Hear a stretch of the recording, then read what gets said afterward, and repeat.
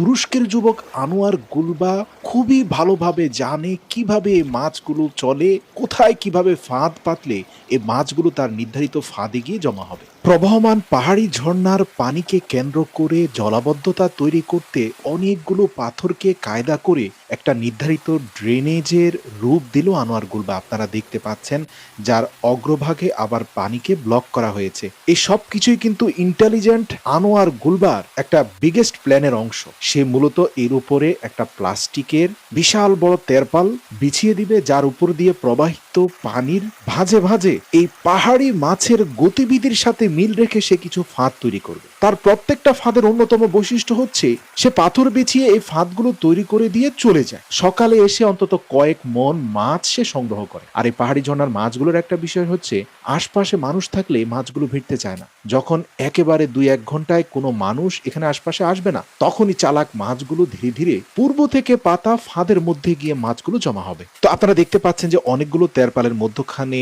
ছোট ছোট ছিদ্র করা হয়েছে যেন পানিগুলো পাস হয়ে যায়। এরপরে সেগুলোকে তার বড় ফাঁদের শাখা হিসাবে ছোট ছোট ড্রেন তৈরি করে মূল তেরপালের সাথে কানেক্ট করে দেওয়া হয়েছে। পানিগুলো যেন সহজে পাস হয়ে যায়, পর্যাপ্ত ছিদ্র আছে নিচ দিয়ে। আর এই পাহাড়ি মাছগুলো সবসময় অবস্ট্রাকল বা বাধা ডিঙ্গিয়ে যেতে পছন্দ করে, মানে যেইখানে স্রোত বেশি তার উল্টো দিকে লাফ দিবে। এটা আনোয়ার গুলবা জানে বলেই সে ঠিক তার সহকারী দুটো কূপকে কেন্দ্র করে মধ্যখানে তেরপালের উপরে বড় একটা জালকে ত্রিকোণ আকৃতিতে বিছিয়ে দিল। এরপরে কাঠির সাথে 2 থেকে 2.5 কেজি পরিমাণ মাছের চারকে শক্তপোক্ত ভাবে লেপটে দিয়ে সেগুলোকে তার পুরো ফাঁদের মূল প্রবেশপথ বরাবর রেখে দিল। ব্যাস, এবার ক্যামেরাটাকে চালু করে দিয়ে সন্ধ্যা মাগরিবের আজান হওয়া মাত্রই সে চলে গেল ঘরে। প্রিয় দর্শক, আপনারা দেখতে পাচ্ছেন পরের দিন সকালে কিছুটা আলো হওয়ার পরে রেকর্ডেড ক্যামেরায় দেখা যাচ্ছে কিভাবে সারা রাতে মাছগুলো তার এই ফাঁদকে কেন্দ্র করে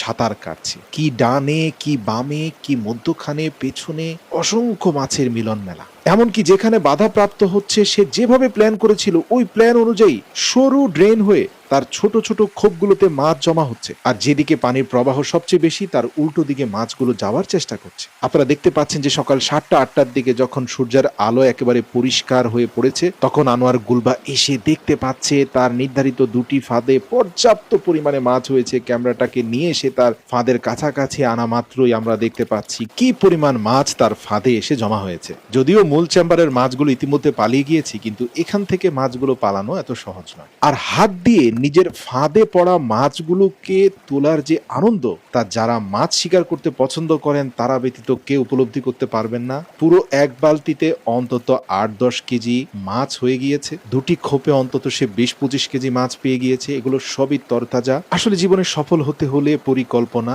খুবই গুরুত্বপূর্ণ। Perfect plan makes 50% work. কিন্তু মনে রাখতে হবে, আমরা শুধু প্ল্যান করেই বসে থাকি, কোনো অ্যাকশনে যাই না।